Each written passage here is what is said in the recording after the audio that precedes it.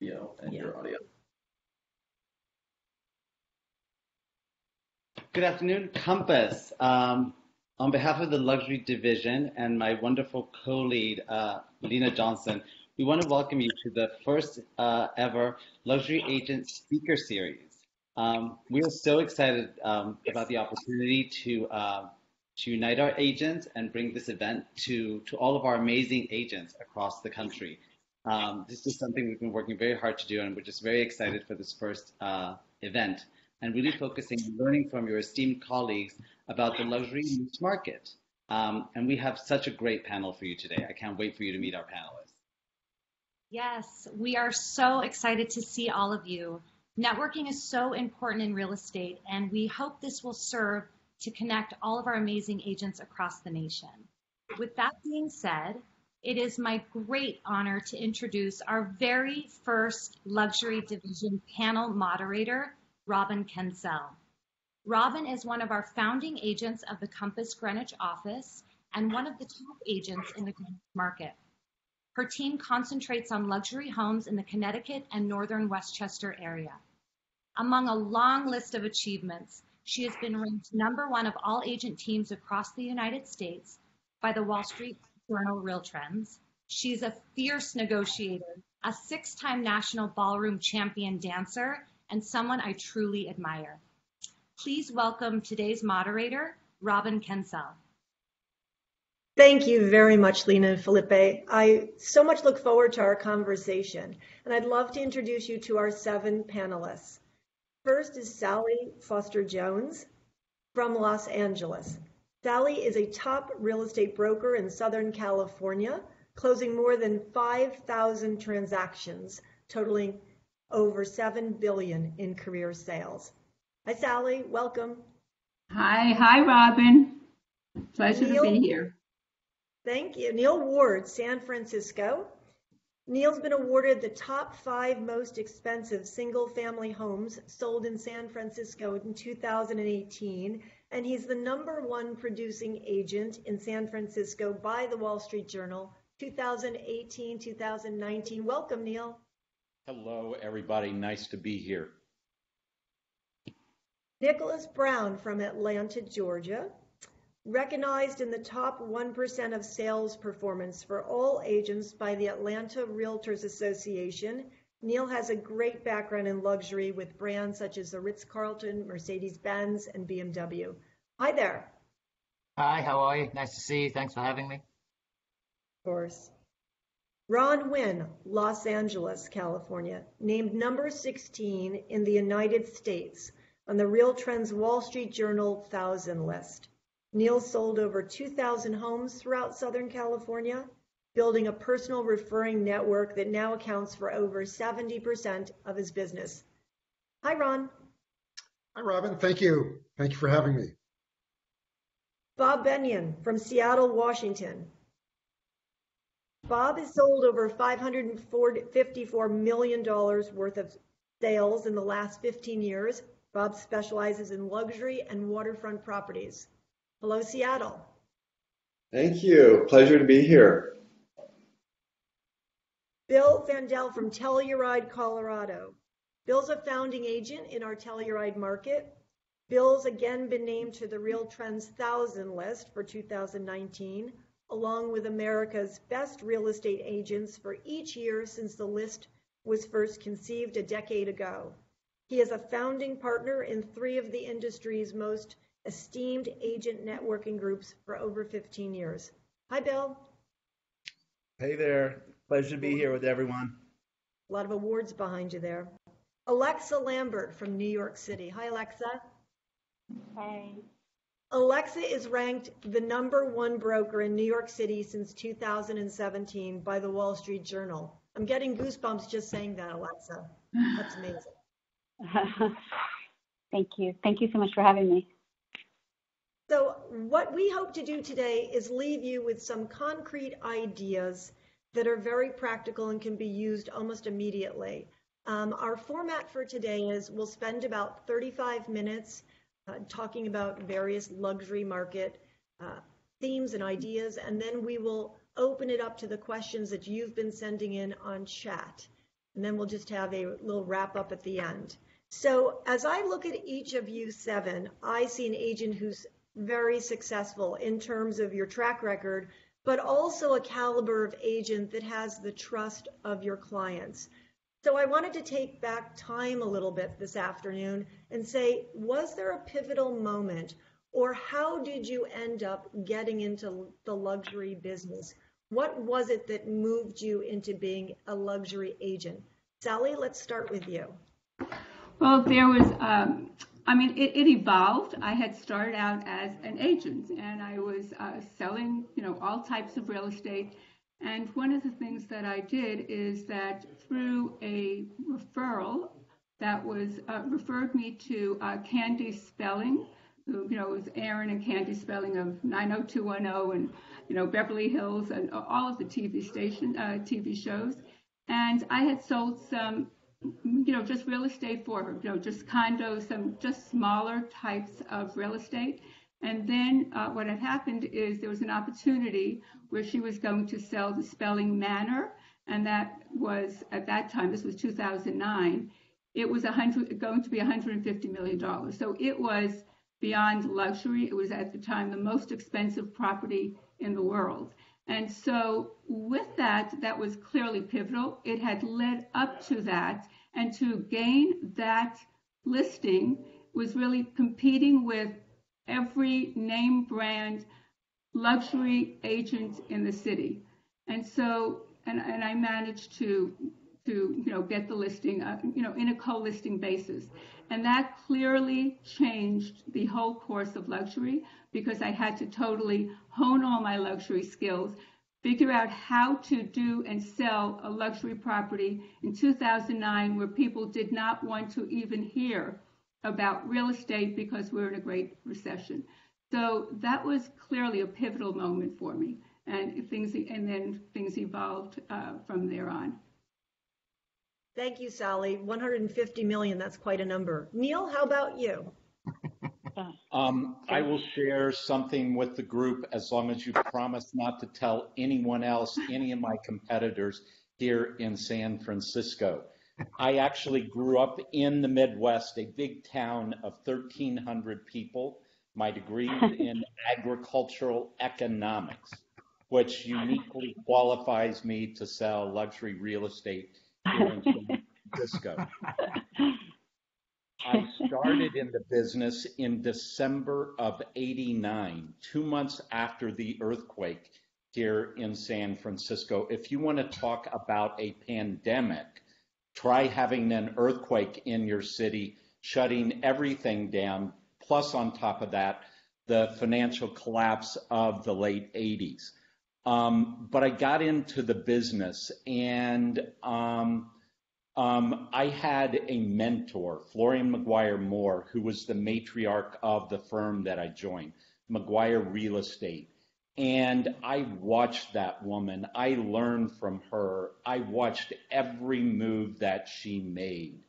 And it was huge for me in terms of watching her, understanding her, and learning the business from her. And like Sally explained, with a moment in her career where she had an opportunity. I was referred the most expensive property on the Gold Coast. And we all have lucky moments in our career where we have an opportunity to seize that moment. But if we don't prepare ourselves, if we are not ready for that lucky moment, if we don't do everything that it takes within us, if we don't draw on everything within inside of us, that lucky moment passes and it goes, and we are not able to seize that moment. And it takes blood, sweat, and tears, working 24/7 from when we all start in the business. And it's extraordinarily hard work. And when you get to that moment, you have to raise the bar. you have to look inside yourself. And when you walk into that presentation, you have to know everything beyond backwards and forwards. And like with Sally's story, I was lucky enough to win that listing. That client was one of the nastiest people on the face of the earth. She chewed me up and spit me out 24/7. But I learned. And it's like, be careful what you wish for. I wanted that listing so bad. I got it. But I also had to deal with a client that was not fun. But that's what we have to do. That's what part of this is. And I was able to sell it, and that then moves on to the next. Thank you very much. Okay. We're going to come back to Lucky. Nicholas, how about you? Defining luxury for some of my esteemed colleagues that we have on the line versus what we have in Atlanta, slightly different from a price point perspective. But many years ago, I got into residential real estate from absolute desperation. And I used to drive to get to my office, which was about an hour commute. And I would drive through a luxury neighborhood by the name of Tuxedo Park. And at the time, there was a house on the market for $15 million. And I happened to somehow, very early on in my career, sneak my way to a caravan to get inside of that residence. And I stood there one day and I said, you know what, I'm going to sell these houses. No idea how I'm going to do it, but one day I'm going to sell these houses. And fast forward a decade later, and the day came that I was standing inside of that house with a client who was actually qualified to buy it. It was being sold for a second time. And at that moment, I looked back and recognized that all of that hard work had got me to that moment. For me, what you will hear that's probably different to most others is just that tenacity and grit and drive. And, the aha moment for me, as far as transitioning my career from residential real estate into more of a luxury focus, came when I thought I was on my way to a listing appointment it was just under $5 million residence. And the gentleman showing, I was referred by a friend of the family. And I thought I was there for a listing appointment. And it turns out that I was there simply to be shown the residence just in case I had a buyer. And the seller made it very, very clear that I was not qualified. I was not considered a luxury agent. And so my wife will be quick to tell you I'm pretty stubborn and I'm pretty tenacious. And that was offensive to me. And at that moment, I said, well, we shall see about that. And of all the luxury agents in the city that he knew and recognized, the only one that brought him a buyer was me. And so I, from that day forward, made a conscientious decision to shift focus and move into that because I felt it was time to do so. Thanks very much. Ron, how about you? Well, it's interesting, becoming the sixth person to answer the question, I'm going to just draw attention to the same thing that everybody else is talking about. It's mindset, it's tenacity, it's passion, it's believing in yourself and having that level of confidence from the very beginning that this is me, this is who I am, I can do this. And one of the easiest ways that I was able to do that is I always like to look at my competitors. I take those 5 or 6 people in my marketplace and I look at them all the time. And I'm trying to ask myself, what do they have that I don't have? They have nothing that I don't have. They are just tenacious, as I am tenacious. Their mindset is positive, as my mindset is positive. And they have an I can do it attitude. And they have that burning desire to keep on chugging. So I've been in the business forever. And I started off selling smaller homes. And back then, everything was inexpensive. But the commissions were just tiny. And I started looking at some of my competitors now in the business, and I ask myself, why can't I do what they're doing? What do they have that I don't have? I'm lined up in the same way that they are. I have the same ability that they have. So when I started thinking about what it would mean to sell a luxury home in the way of the payoff, the commission, I said to myself, this is crazy. Why not take advantage of this? Plus, it's fun. And, the truth is, it's not any harder and more difficult. It's actually easier because most of our clients in luxury don't even require financing. They come in with their all cash, in the bag. They're ready to go. And in terms of inspections, a lot of luxury homes are beautiful and people are very impeccable often about maintaining their homes. So yes, it's bigger, and it's more expensive, but the inspections aren't any more difficult.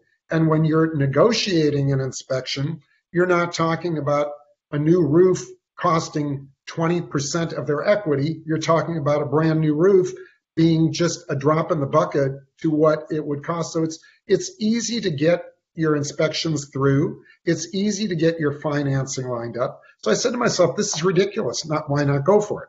Now, as everybody said, Neal, Nicholas, Sally, it takes that moment, that pivotal moment of the opportunity. But what everybody said so far is you need to be prepared for that moment and you need to believe in yourself.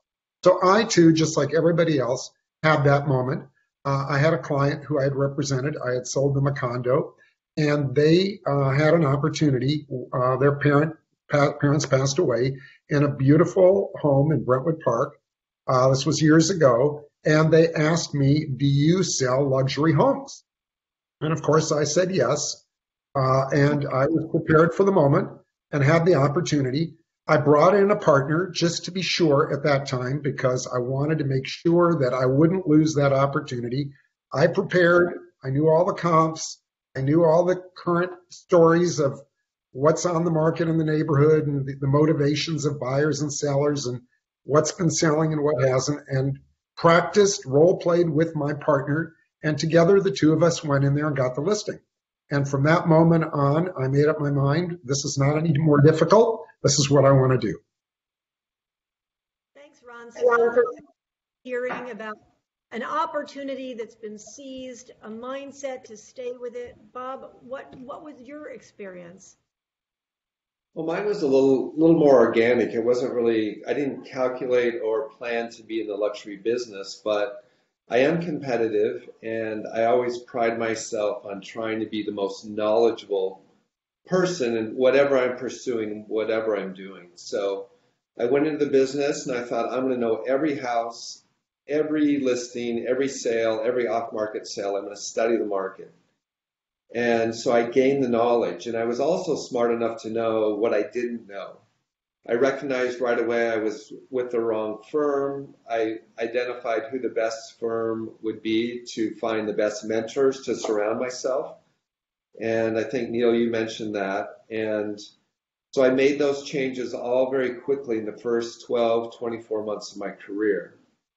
And that coupled with treating every client like they were a luxury client, just working 24/7 like a dog, working super hard for my clients, I started to build a good referral business. And then, like you all said, you get this moment in time when something happens, doors open for you, and you have to know to step through it. And what really launched me into the market, Seattle is the home of grunge music. All of a sudden I'm referred, Kurt Cobain and Courtney Love to sell them a house. The other thing that had happened when I graduated from college, my 10 best friends all decided to go to work for Microsoft, and they tried to recruit me to work for Microsoft, and foolishly I said no. And they were all the first 300 employees at Microsoft. But my friends did well, and then all of a sudden I am the agent to all the rock stars, Soundgarden, Pearl Jam, Nirvana. And then I have my Microsoft base. So I just went to work and worked hard, had integrity, learned everything about the market, surrounded myself with the best mentors, and just went at it. And that's just what catapulted me to where I am today. But, it was recognizing the opportunity, seeking the knowledge, maintaining the integrity, because, people try and pull at your integrity all day long in this business, but just holding to those principles really got me to where I am today. Thanks, Bob. Bill, Oh, interesting. Hi there. Hey, Bill. We'll have Bill talk, and then we'll go to Alexa. Bill? Okay, great. Echoing the sentiment of so many others on the call, I think there's a component of hard work, but I like what people have touched on, recognizing a remarkable opportunity as you know, you're at the intersection of it. For me, my connection with luxury real estate actually goes back to kind of a fascination when I was a kid. I grew up outside of Boston in New England, and there were all these, you know, gated old moss-covered estates outside of Boston that always were very curious to me. And while I've lived in Telluride for about 30 years now, I went to work for a family when I was in college on Martha's Vineyard in Edgartown. And they had the premier hotel, a Relais and Chateau property in Edgartown, and they also had a real estate company next door. And my job was to meet and greet all the guests. I worked at the hotel. But I began to understand the dynamic of what luxury real estate was. And the son of the family who owned the hotel, I would bring people over there. And they would, you know, they sold these incredible waterfront estates and up island farms. And I was like, I could do that. I could absolutely do that. That's something that resonates with me. It had history. It had all the curiosity that I had from being a kid. So when I came out to Telluride, I got a real estate license. And for those of you who know ski towns, people who are really driven in their careers don't typically move here. It's a fun-loving lifestyle. But if you're willing to work, there's enormous opportunity. So I got a real estate license in my early 20s, and the moment for me, the takeoff moment, I was hired by a development company to help them with a lead generation program. And we were enormously successful. And so while I was 25, 26, they said, well, we'll pay for you to get your broker's license if you'd like, and you can join the sales team here. And everybody was 10 to 15 years older than me, but it was a great opportunity. And I was able to meet all these diverse clients from all over the world and began to understand the business and get a very classical sales training, which a lot of agents don't have. And then I think I was thinking about it when I was listening to everyone. I had this breakout moment where a gentleman called me, had seen some of my advertising, and gave me a chance to list a very large ranch. It was listed for $46 million. And the people I was up against were, you know, much more established in the business, but he and I just resonated with each other, and he gave me a shot at it. And ultimately I sold that to a client of mine, a buyer. And it made me realize, you know, the sky's the limit in the business, and you model yourself. All the people on this call are really exceptional. And I've seen you all before I've even known you.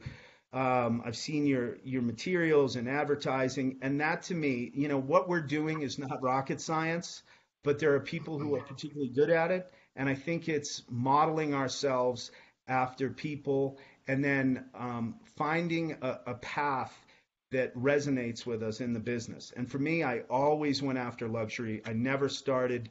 I always said, I can do this. If someone else can do this, there's no reason why I can't. So I just feel fortunate to be part of the group. So thanks. Thank you, Bill. Alexa, how about you? It's so interesting being on this panel and hearing what you guys have to say, because it's so similar and so different than my experience. But so I've been doing this for such a long time, for 30 years, and when I started, I was selling just little things, small apartments, and I volunteered. It was a time before people had assistants, and all the fancy brokers in our office, I worked at Scribbling, they wanted to go on vacations and take the summer off and everything. And so I volunteered. I didn't even ask to be paid. And I volunteered for the top brokers. And I said, you going on vacation? I'll take your client for you. I'll show your exclusives for you. And they all had the expensive listings. So I got very comfortable with these very fancy rich people, and you know, the fancy brokers were very cheap. So instead of paying someone who was maybe more qualified than I was, they were perfectly happy to have me go and like open the door and let people in, do their thing for them. But I all of a sudden started thinking of myself as a person who could and should be showing these kind of properties. So it cost me some money, you know, like I was selling and renting and doing all these little things, but at the same time doing everybody else's work too. So I was literally working like 7 days a week, exactly what everyone on this panel has saying. So I didn't have one of those like someone let me list a huge property. I didn't have that moment. Mine was more like a dribble. And I think that I was thinking about this for this panel, and I think the reason why the dribble worked out ultimately was a little bit what Bill said, which is I looked at other people's marketing materials and the way that they were showing things and the way they were selling things, and everyone was, it's a very compass kind of thing, actually. Everybody was doing everything the same way. Every real estate photograph was very informational and not emotional. And then I would look at Architectural Digest and Elle Decor, and I'd be like, oh, I can't believe I don't have that house. I was told to live in that house. And I thought, why am I having an emotional response to Elle Decor and Architectural Digest, and I'm not having the same emotional response to these stupid real estate brochures? So I started finding photographers outside of the real estate photographers and making my marketing materials look, I mean, they don't look like Architectural Digest, but a little bit more, with more like nuanced shots, I guess you would say. And so by doing that, even if I had a one bedroom, I would get a really good photographer. And if I had to go to, Pier 1 Imports and buy some cool pillows and clean it up. I mean, I remade so many people's beds. I bought duvet covers. I did all that stupid stuff so that I could have like a calling card. And then when I went to the next expensive listing, I would have this like crappy little one bedroom, but it looked like a luxury property, even though it was a $750,000 one bedroom or whatever, which in New York is inexpensive for that. And so I think I think that my success came more in a dribble than a like ta-da moment. And then the other thing I would say to the people who are watching this, which I think everyone on this call will agree with, is that sometimes the people who are the lower end buyers, in fact, are the people who need to be treated like luxury buyers, even more than the luxury buyers, because they have no one treating them like they're luxury anything. So if you get, in New York City, we don't drive ourselves around. So most people who are taking like a one bedroom buyer will like take taxis or walk or do whatever. So I almost always would spend the money and get a driver, because those people are not getting, no one's getting a driver to take them around. No one is giving them that level of luxury. And then those people can very easily turn into your luxury buyers. I sold an apartment, a very expensive apartment, to a guy named James Gorman, who's the head of Morgan Stanley. I got him, he called on an ad because I sold an apartment when he was like a low-level guy at Morgan Stanley. I sold an apartment in his building, and he wanted to list his apartment. So he called me only from the postcard that I sent his building. And I sold that apartment, and I sold him another apartment. And I, over the years, have sold him multiple other apartments because I treated him really well. When the guy couldn't get a mortgage, I was like, don't worry about it. We'll find someone who will give you a mortgage. And I like really helped him. And I think everyone on this call probably did exactly the same thing. And now he's, now he's James Gorman, and I sold him an apartment recently, and I think that is how that was my journey to being a luxury broker. So thank you. So we've talked about our own mindsets a little bit in terms of the luxury mindset of a broker, and we've talked about how to treat our clients so that they feel like they're luxury. Let's talk real practical. If you were a hungry, compass, inquisitive, hardworking agent, and you wanted to get into luxury, what is the one initiative you can pick out of your background that you'd say, this was really instrumental? Let's start, Alexa, let's go backwards. Let's start with you on this. I really think the one instrumental thing is what several people touched on already, is I think that you have to know the market when you go and talk to people, but you also have to know who you're dealing with when you go and talk to people. And I have found, and I don't know if anyone else has found this, that sometimes people, as they get wealthier and wealthier, they want to know less and less how the donuts are made. And so what they really want is to feel that you're a person who has their interests ahead of their interests. And so anything you can refer to, anytime you can say, listen, here are 5 people you can call for referrals who will tell you that when it wasn't in my best interest, I did right by them. And I think that is, I think we all have people, everyone on this call probably has somebody who works for them, like either does their taxes or does something for them. And if you just don't have to know how that person does their job, but you know they're going to do a good job and that you can trust them, it's such a weight off. so I think, I don't know if this is what you're talking about with the question, but I think that is the most important thing, is if you read your audience, and in terms of an initiative, I would say the marketing materials and doing beautiful marketing materials and having whatever you happen to have, get one listing, make it as stunning as possible, and then use people who you did a good job for and use them as referrals. Ask them. People are actually, if you've done a good job, they're actually very happy to say nice things about you. They want to help you if you've helped them. And I used to say, I can always tell when one of my clients who I sold something really good to had a dinner party, because I get like 5 phone calls the next week, because at the dinner party, people were like, oh my God, your apartment's amazing. How did you find it? I've been looking for 10 years and I haven't found it. They go, oh, I have the best agent in all the world. And that is really, in terms of initiatives, I think it's treating people well is the best initiative that you can do. I don't know if that's what you meant, but. That's great. Anybody else want to chime in on that? Sure, because what I have to share echoes and really dovetails with what Alexa just shared. When I moved from project marketing, which I mentioned was really my start, I came into general real estate in a resort town where many of the brokers that I was competing with had literally helped build the resort. And so they were much more established. But what I did was begin producing very high quality marketing materials with an enormous amount of market insight that wasn't being offered. If you think back 25 years ago, people weren't able to just jump online and gather all this information on their own. So I started producing pieces before I even had my first listing that were very high quality in terms of photography and narrative and quotes, et cetera.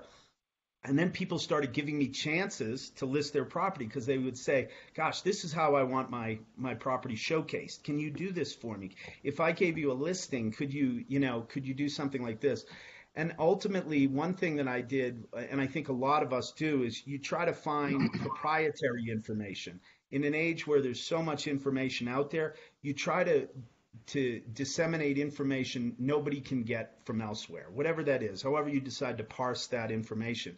And what I started doing, everyone was competing. I used to call it like an arms race. They were all competing in the same 4-color glossy magazines. And so what I started doing was creating my own magazine, branded myself, and doing it as an insert in a local paper, which in a resort market, these are very small niche markets where print remains relevant. And so I started producing about 100,000 copies a year and distributing them as an insert. And that became a game changer because people would call me and just say, I want to be in this magazine. I'm CEO of so-and-so. I'm going to sell my house. I want to be in your magazine. And it was a gateway to enormous things. But I would say that everybody on the call also, commitment to quality. I liked what Alexa was saying, and I know all of you practice this. In imagery, in digital media, make sure everything that goes out of your office door is better than the last. Make sure it's as good as it can be. Just keep raising the bar. I always spend more than my competitors on marketing, but it has always translated into more business. So if I could share one thing, it would be that, an enduring commitment to quality. And just keep raising the bar and spend the money because clients take notice. Thanks. Okay. Sally. Did you call me or I couldn't hear? Oh, go ahead, Sally. Okay. No, so just a couple of things, and I may touch on 2 if that's okay. The first thing is really just making that commitment to luxury and saying this is really what you want to do and saying, okay, what do I need to do? The first thing is really understanding luxury. What do luxury buyers, sellers, people who really like luxury, what do they like? What do they look like? What do they like as far as cars, as watches, as far as anything? Where do they want to go? What do they want to hear about? And really understanding that and learning it so that you can recognize it and have a conversation about it. So it is really just, 1 is the commitment. 2 is how are you going to really get into the luxury market? So part of my background is both psychology. I was a psychology major, so I really look at the person and connecting and what their wants are and their needs. And the other is business. And so the other part is just with that whole business aspect, how from, what are your goals? What are you going to actually physically do and hold yourself accountable for doing? So one of the things that I really focused on was how to, besides learning luxury, how do I surround myself with people who may introduce me to someone who would be a luxury buyer? So I did as much outreach as possible to influencers, to business managers, financial managers, agents, anyone, CPAs, people who would introduce me. And that is really, the way that I got to the Spelling Manor was I had an introduction on a low level and then working on the rest of it, but just getting that, just someone making that introduction. So, and then with that, keeping up with those people, just reinforcing, okay, just prospecting and calling them and reaching out and showing your value and creating value. All of this is still about value. You have to be tuning in and creating, being of value, but just being of value to those people so that they really trust that you care and that you will help them, which is what Alexa was going with. But, it's one is the surrounding yourself and understanding luxury, and two is how do you actually meet people who are going to introduce you to someone who may then, be a luxury buyer or seller. Thanks, Sally. Neal, did you want to add in? It's hard to add with what everybody said. I mean, with what Bill and Alexa and also Bob as well. It's just, you have to raise the bar at every point. Everything that you do, everything that goes out. I drive my team insane because it has to be above what you did the last time, and each time it has to be better. And integrity, honesty, authenticity, not burning bridges. Are the agent on the other side of the transaction, has to be somebody that can trust you as they bring this high net worth person into your client. And if you aren't a person of integrity, you're not going to be able to make that deal happen. And as you evolve through your career, you have to make certain that you maintain that level of integrity, that you are approachable to agents, that you're not just this, luxury agent that people can't come to or are afraid of. You have to maintain that level of approachability as you evolve throughout your career, and help those agents along the way, because that's important as you work on each one of these transactions. Thank you. Ron.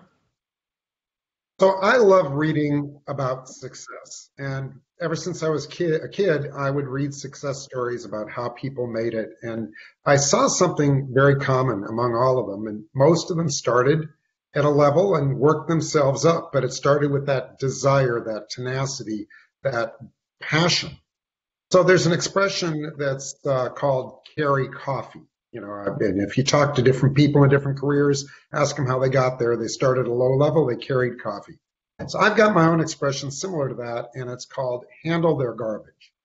And I've used that expression many, many times. I find myself at certain times having a point where I just can't take any more. I'm so to the limit that there is just no more.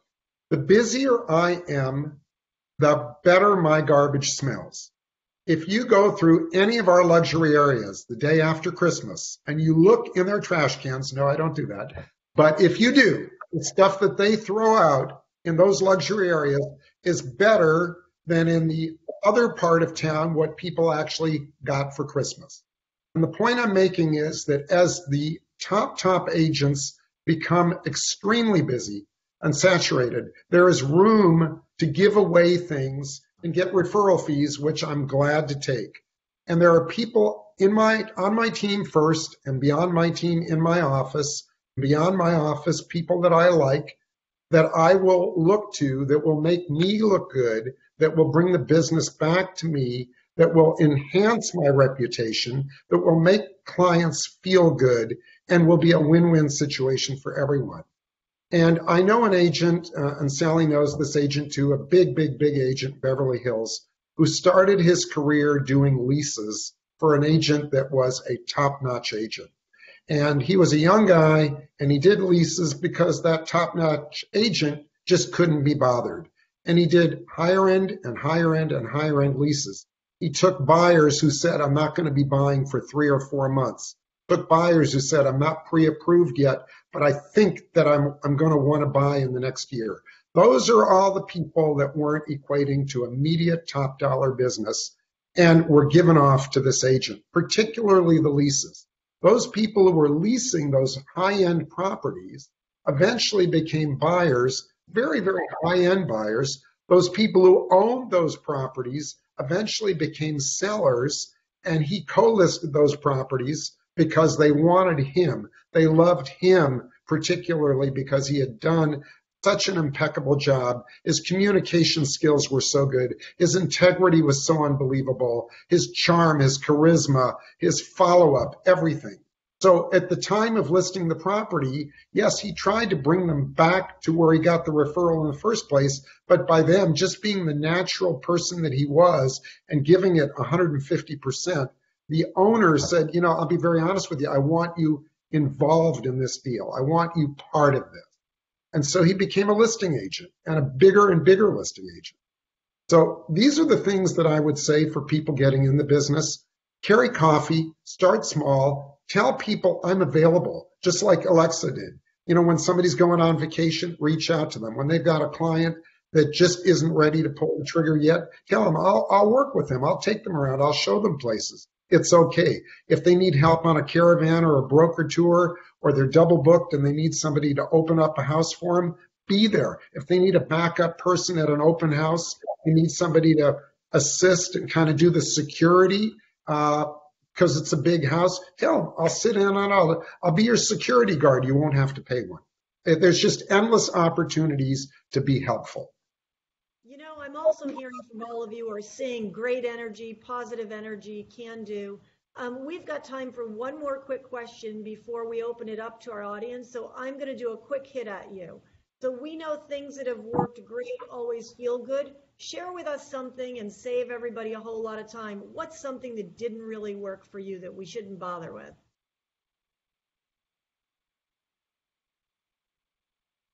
Looking at listings, and I'll take that. Looking at high-end listings and hoping they're going to come to you. That's not going to happen. You said something a minute ago about what about a hungry, inquisitive agent? I mean, we've heard some people say some great things, but you have to be strategic about how you approach this. You have to have a singular focus. You have to want to get there. Not everyone is going to have to fall into this because they're a member of a country club or because of their parents. You still have to be good at it. Everyone on this panel is skilled. They're a resource. They are educated.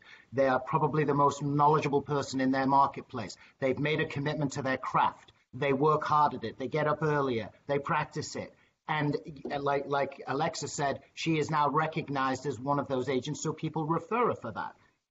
You know, you have to remain focused. I find a lot of people want to go and try and sell luxury real estate, but they're not prepared to make the commitment. They're not prepared to put in the sweat equity and the hours that it's going to take. It doesn't happen in a night. It happens over 1 year to the next year to the next year, and you have to be strategic. You make a decision. If you want to sell $100,000 homes, then hang out with the people who are buying $100,000 homes. You want to sell $5 million homes, then go hang out at the St. Regis. It's a very different strategy, and you'll become more confident with it. The other thing is, don't be intimidated. If I'm on the other end of this and I'm looking at this panel and there's some people here that sell some fantastic real estate across this nation, don't be intimidated.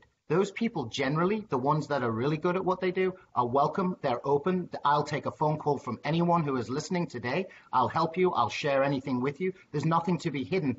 You're intimidated by a lot of people who are at the top because they are at the top. When you get there, you find out they're not very good at it for the most part. And they did get there from referrals from people just because they are in that country club. So you can outperform them, you can outwork them, and you can steal business. Ron said it a second ago. Go volunteer for those bigger agents because they're lazy, they want to be on holiday, and they're spending the money that they make from all of these. So steal their market share. You know, I'm an immigrant here. I've been in the business for 10 years, and they have allowed me to get to the top. If I was at the top and I'd watched this immigrant coming below, I would have said, no way is he getting my business from me. But so for me, you've just got to keep at it and be tenacious and have a plan, be strategic, and don't be intimidated. I would like to add to what he's saying, if I can. I would say, I think the one thing that won't work, and I haven't so much done this myself except a few times, is don't try to be something that you're not. Be comfortable in your own skin. And whenever I see these like brokers doing little movies about themselves and they're in some hot outfit walking, it's like, it's not, just be comfortable. Like, just be intelligent, be calm. Be calm and be centered. People will feel that if you're calm and centered. And there's a very fine line between confident and arrogant. And we all wiggle across that line. And sometimes we go too far this way and too far this way. So you've got to find that happy thing where this is my very quick anecdote. When I was an actress before this, I was in a play reading once, and Julia Roberts was in the play reading with me, but she was like not Julia Roberts. She was like nothing. But she was nothing. She was a lovely girl, but she wasn't in any movies or anything. And she came in, and you could just tell when she walked in with this level of confidence. She was late. I was like, oh, holy crap, how is she late? These are like, they're famous people here. Like, how is she late? And she was like, sorry, I was late. I was with the man, Bernardo Bertolucci. But she said it in such a way that it wasn't obnoxious. It was so cool. And for that second, I was like, well, that girl is going to be like a big movie star. And it was just a perfect line of like confidence and fun and funny. And she was very clear who she was, and she wasn't trying to be somebody else. So the few times that I've seen brokers, and it's actually, you almost have to look away, is people who they're dressing and they're trying to look like they're richer than they are or cooler than they are or something. And it would be much, much better. There's a broker in New York who's an amazing broker named Adam Maudlin. And he wouldn't mind me saying this. He's A-Rod's broker. He does huge deals all the time. You will not meet a nerdier human in your life ever. And he would not be insulted if he heard me say that. He is like such a geek. He can barely keep his papers together. They're always dropping all the time, but he is genuinely who he is. So I would say one of the things that will fail is if you try to dress like your clients, act like your clients, if that's not who you are genuinely. Be who you are, be comfortable who you are. Don't compete with your clients, make them comfortable, but that would be, I think, an epic fail that I've seen a million times. So, right, guys? Yes, I agree. Yeah, Ron. Thank you. So I just think one of the things to do is to really recognize that none of this happens overnight. You need tenacity here. One of the things I would suggest not doing is continually moving around, buying this program, buying that program, being sold on this, being sold on that, moving companies, moving teams. The idea is sit still, concentrate, and recognize that you've got to pay your dues like everybody else on this call. One of my favorite quick stories is I love to watch a child trying to burn a leaf with a magnifying glass. I was one of those children who really enjoyed doing that because we didn't have lots of toys. But it takes a little skill to do that. The skill is called patience. You need to line it up. You need to keep your hand still. And you need to wait until there's enough time from the sun to the magnifying glass that the leaf beneath it will burn. Most kids will not take the time. They'll move their hand, they'll move the location, and their leaf will never burn. Just keep it in your mind. You want to keep that magnifying glass still. You want to concentrate on your goal, and you want to just keep the pace going day in and day out with the mindset, I'm going to do this, and I'm going to be who I am, and I can do this just like everybody else. That's great. Sally? You're on mute, Sally. Sally, you're on mute. Sorry, now I'm on. I was really just tuning in on everything that everyone said because I 100% agreed with all of it, and exactly with what Alexa was saying was, okay, in our marketplace we have agents who are very successful, who look like they just walked out of bed without brushing their hair, and who have foul language. And I look at this and I said, I have no idea how they are. But that's who they are, and people relate to them because they are genuine. And I get up, I shower, I brush my hair, I put on my makeup, I put on my jewelry, and that's me, so I'm going with who I am, and it's really going with who you are and knowing who you are and what your value statement is. Why me? What is special about me? What do I bring to the table? Where do I shine? Yes, it's the confidence, For me, I walk into every appointment as if I'm certain I'm going to get the listing. Why wouldn't they hire me? Because I am confident that I truly will do the best job. And so it's really knowing and believing in yourself and not trying to be someone that you're not.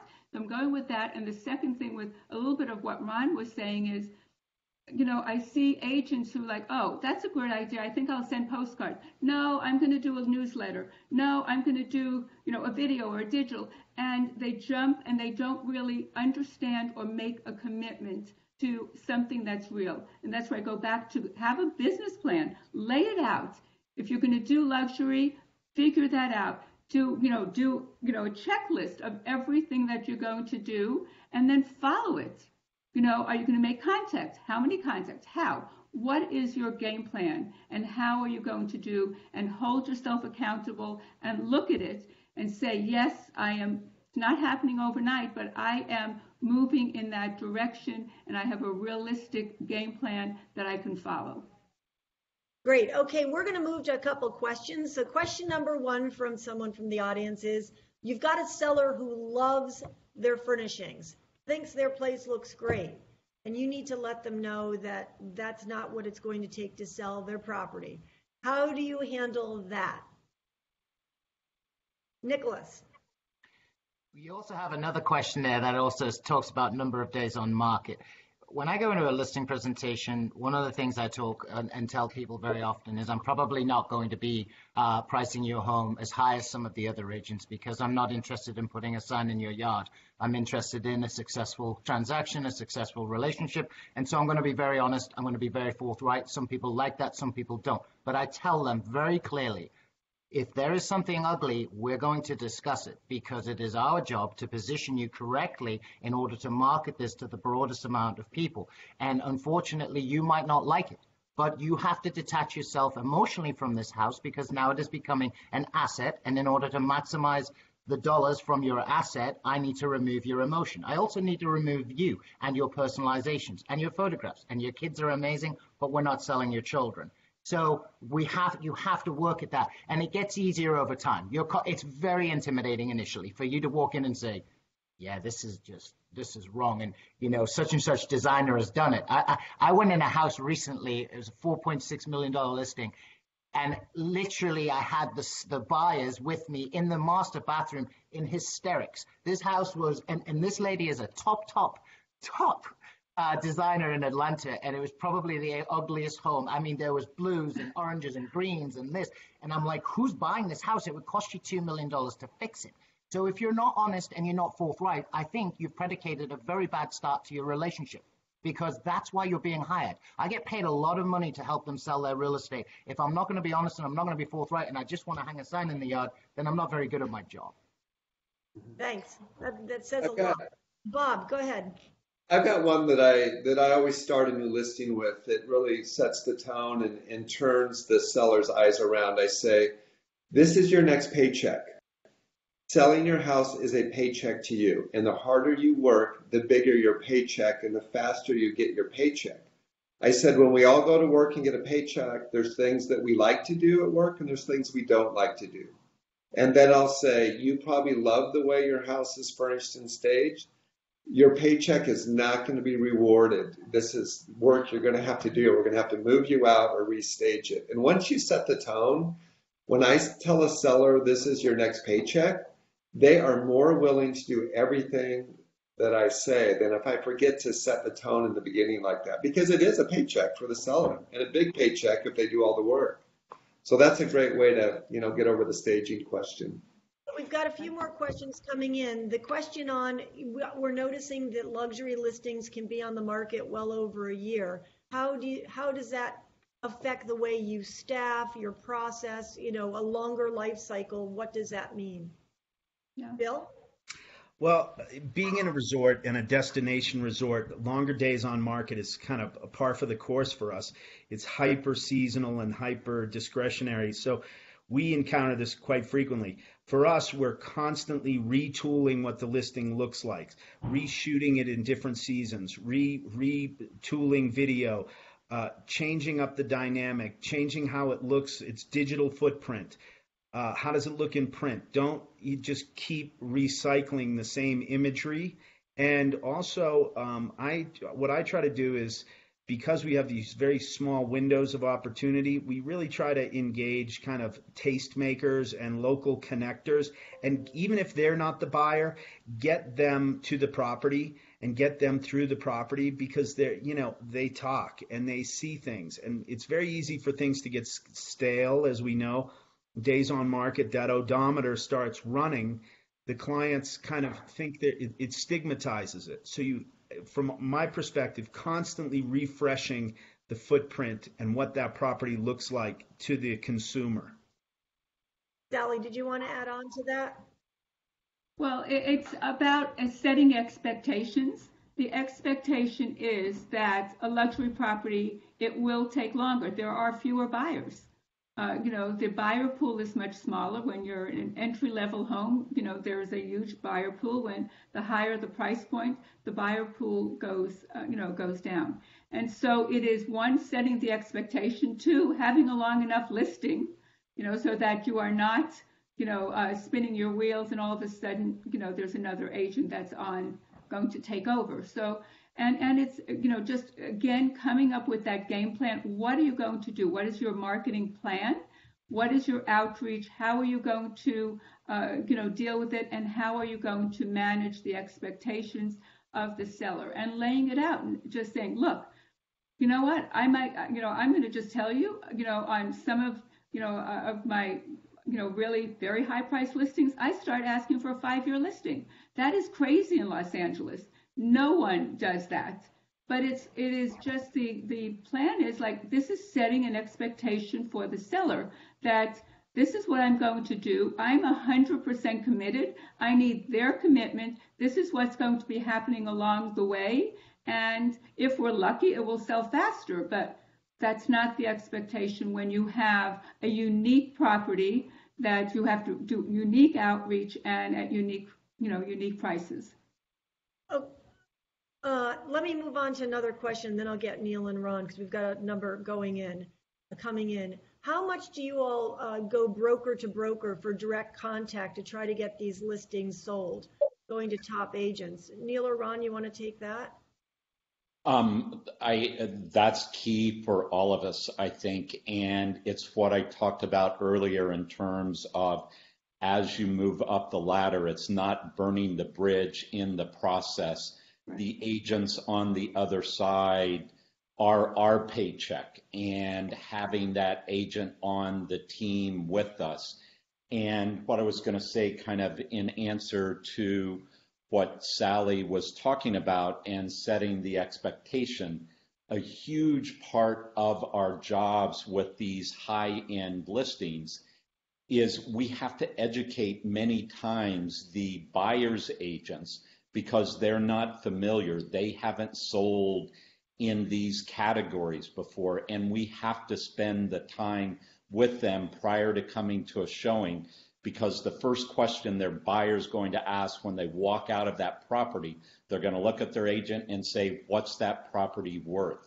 And oftentimes they don't have a clue. And oftentimes, because it's been on the market for a year, they'll say it's not worth X when it is worth that.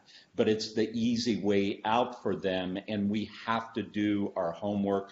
We have to spend the time with those agents and help educate them along the way as to the value. And we have to have the credibility within ourselves for them to believe us and help them along the way with their buyers.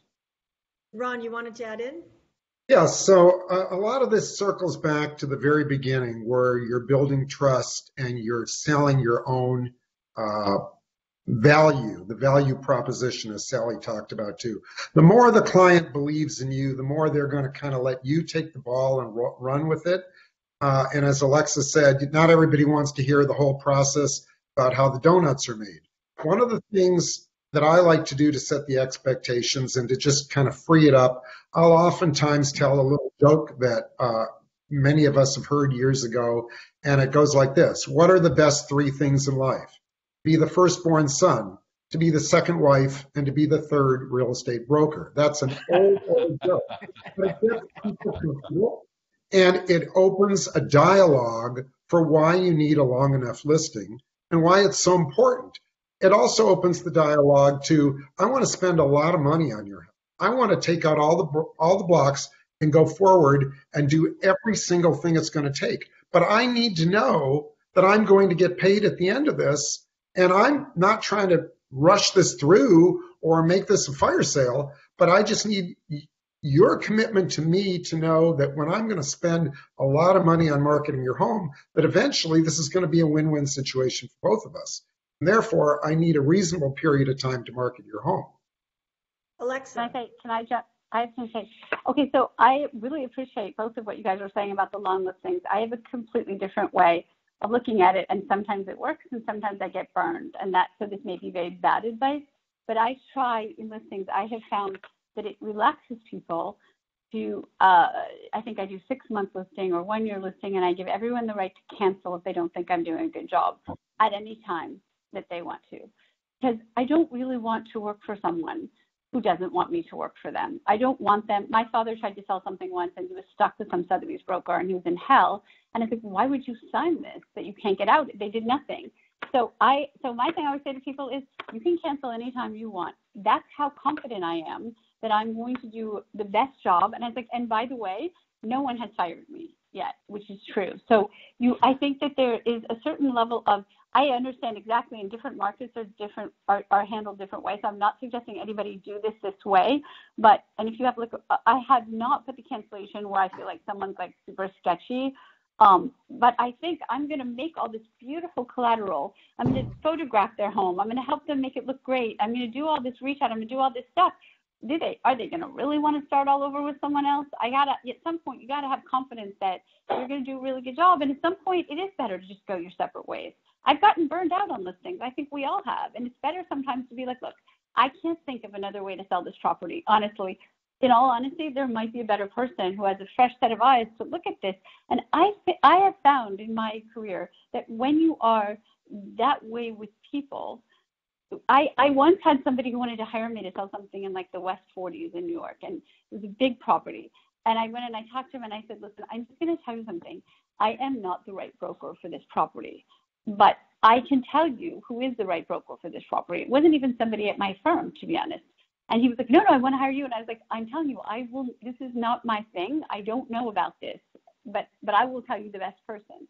He hired that person, sold the property, and I cannot begin to tell you the amount of business this person has sent me in the 10 years since I did that. So I think that, I guess my parting thing would be, is that you have to think long game. If you want a deal or you want a listing or you want something to happen more than any of the other players involved, that's not a good situation. You have to think, you can't think, I need this deal more than anything, because people will be able to tell, they will be able to see you sweat. You have to think, what is the best situation for everyone at this party? And in the end, I promise you, it will work out well for you. In my opinion, I don't know if anyone else disagrees with that, but yeah, I echo that. I always write in that my clients reserve the right to cancel, and no one's ever done it. It's never happened, but I want them to have the out if they lose confidence in me. And if you guys take away anything, the agents listening on this call is the buyers and sellers come and go, but the agents, we're always left behind. And I attribute 50% of my success is to the relationships I've built with the other agents in my market. I get so many calls about what's coming on.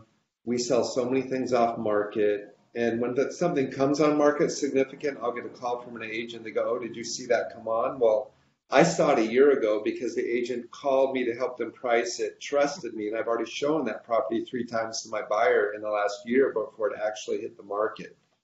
So I think it's really important that you build the relationships, with the other agents.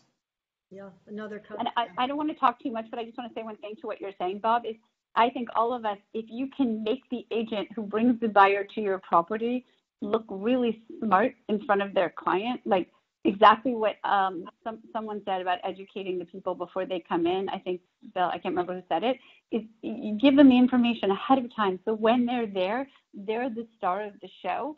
Then that buyer will have confidence in their broker. Their broker will have the information. They will believe what their broker is telling them and will move forward because that broker is going to be on the team of making the deal because you just help that broker look like a rock star in front of their thing. I constantly say, oh my gosh, you have such an amazing broker. She's doing, not to crappy brokers. If crappy brokers come in, then I'm like, say nothing, but like any decent broker, like you support them and make them the star of the show with their client. There's so many brokers when I take clients and they literally are like flirting with your client and they're the star of the show. And I find that to be like bad for everybody and bad for the deal. Sorry, I'm done. Yeah, no, Alexa, great point. Nicholas, you wanted to add in. I was just going to mirror that. It's even part of our listing packet that we have a cancellation guarantee, and it's almost reverse psychology. I dare you to fire me. I'm not going to get fired because I'm going to do a better job than any one of my competitors. So, and brokers in our market will hold it over people's head and say, well, you want to fire me? Well, you need to pay me back for my video and my photos, which is just hilarious. I don't know if it's in the English for me, but if you're doing a bad job, you deserve and warrant to be fired.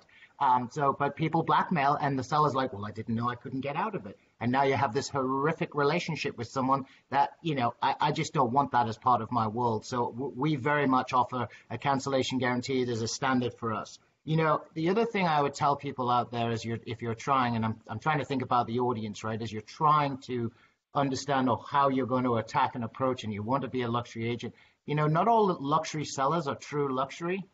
So be careful who you do business with. There's a lot of people who think they're luxury and they're not. And they're mean, and you will get caught up in trying to chase that commission. And you're like, oh my God, you know what? I can't give this away. But you're also a human being. We work extremely hard, long hours. Be respectful and credible to yourself first and foremost. Don't allow people to steamroll you. And sometimes it's better to look at business and say, you know what?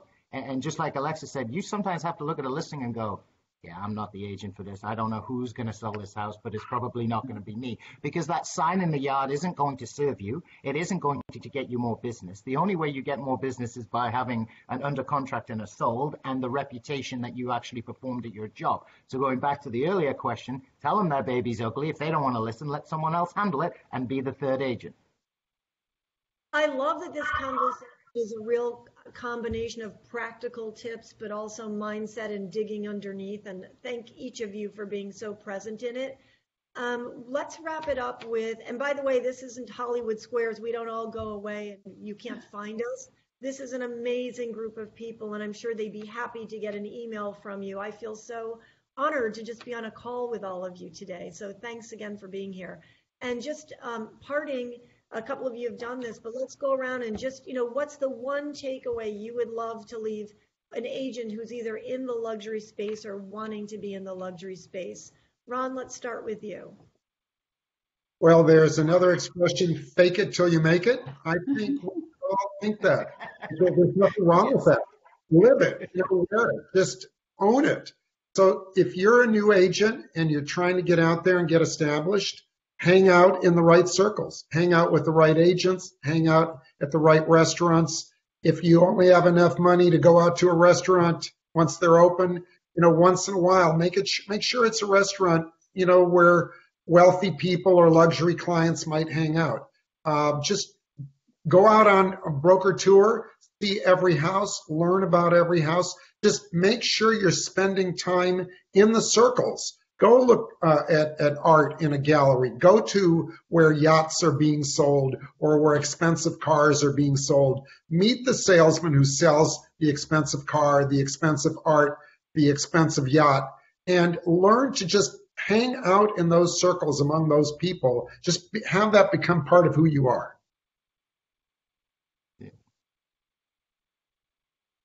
Somebody else? Bill. Well, I was going to just say also, and this is again working with agents. All of us, I know many of you, and I, actually flew up to San Francisco to meet with Neal so that we could collaborate. So that's a really important thing. Is really know the agents. Just set those relationships. And if you have a referral for a luxury property, and you have never done that before, I mean, one of the things that Ryan said, just, choose someone. Go and choose an agent who you can co-list with, because you will, someone in your marketplace, but that you will learn from them. They will help you get that listing. You will have the credibility, and then you have that on your resume so that you have that deal that you have done, and then you can carry that forward with you. Bill. For me, because I'm in a destination location, the biggest part of my business has been establishing a working relationship, a footprint with great people like those people on the call and at Compass, that I have found people who share the same values as myself and share the same passion for business as myself in all these different locations around the United States, and developed really meaningful relationships with a lot of people, and it's translated into an enormous amount of business over the years. And the real windfall of that is just great friendships along the way. So that's for anybody who are in destination or feeder markets. Find people who share the same values, the same business profile as you in those markets that feed yours, and create meaningful working relationships that someday may just be friendships as well. It's great, Bill. I'm totally coming to visit you in Telluride, by the way. I would say I'm all about making some destination friends, because what good are friends in New York? I want some destination friends. Is there anyone in this call from like Hawaii or anywhere else? I need some destination friends. I was going to say just one thing, which is that I didn't think we've touched on, and it's easy to forget when we're all like luxury and all this stuff, but we sell real estate, and it's probable that we started because we had some affinity and love for pretty real estate, and something about real estate spoke to us. We're not selling cars, we're not selling shoes, we're selling real estate. So I would say the advice I always give all agents starting off, and also back to myself, is go and see real estate. It's harder to do now, obviously, in the middle of COVID-19, but in a big picture, go and see as much real estate as you can, because when you see something that you love and that touches you and that you really get excited about, whether it's your listing or someone else's listing, you will likely talk about it. And when you talk about it to somebody, they will say, my cousin is looking for something. I'm going to give her your number. That sounds amazing. It doesn't matter if it's your listing or not. Get excited about real estate. That's what we're selling. You get so entrenched in the deal and for me, I mean, I love getting paid. Believe me, I'm largely about getting paid. But the real actual thrill for me, and I think you find for most good brokers, the thrill is finding. It's not even making the deal. The thrill is when you find something for someone, or someone comes into something you're selling, and you've made that connection between the property and the person, or something like that, and then making the deal is sort of the second thrill. And, getting paid is nice, but for me, it's always a little bit of a denouement at the end. Like, it's nice to get the check, but that's not really the thing that I don't think makes most good agents really excited. And if you go and see real estate and you love real estate, people will get that, and you will make friends, and you will make the right friends, and you will sell a lot of real estate, I think. So anyway. If I could, I'd like to echo what Alexa just said. We have all had many agents come to us and say, I want to do what you do, that sort of thing. And when we introduce our ultra luxury properties, those agents often don't come. And if they don't come to see these properties, they're not going to sell them. They're not going to know what they are. You have to make that effort. You have to go out. And even though you don't have that client today or tomorrow, like Alexa was saying, when you go to that party, you're able to talk about that property you just saw. And you have no idea where it's going to lead to. But you've seen it and you have that under your belt. You have that bit of information and it helps you build as you go along the way. So you do have to go out. You do have to see those properties, even though you don't have the client today. Go out, see them, learn. Ron? I want to just share a story. Chris Cortazzo, who's one of our big agents, shared a story with me. He's a Malibu agent, he has millions and millions of dollars of listings. He was telling me about that he double-ended a property for $25 million in Malibu on the beach because a lady was walking her dog, happened to see the sign on a house. She always loved that house, so she wasn't in the market to buy at all. She ended up calling him and buying the house. The moral of that story is, and this is really important as a takeaway for luxury, and my dad taught me this years ago when I learned real estate from him. People with money are buyers. They don't know that they're buyers. They haven't declared themselves as buyers. But everybody out there listening to this call should know, if people have money and you fall in love with a house and there's a way to connect them, they are buyers. They don't need to say that they're looking for a home. They are looking. And the first thing for you to do is when you go out on broker tour and you see a house that you are absolutely head over heels for, and you say, I love this house. I want to sell it. I've got to sell this house. I've got to have this in my resume of homes that I've sold. Just get passionate and start calling people with money and share that passion. On that note, thank each of you for your passions. It's clear that you've got so much just joy coming from different directions, and I'm so happy to have spent an hour with you exploring luxury real estate. Thanks everybody for watching us, and feel free to reach out to any fabulous agents. Thanks for having us. Thank you, Robin. Thank you all. Thank you. Thank you. Bye. Bye. Thank you for doing such a great job, Robin. Thank you. You're welcome. Bye-bye. Bye. Bye.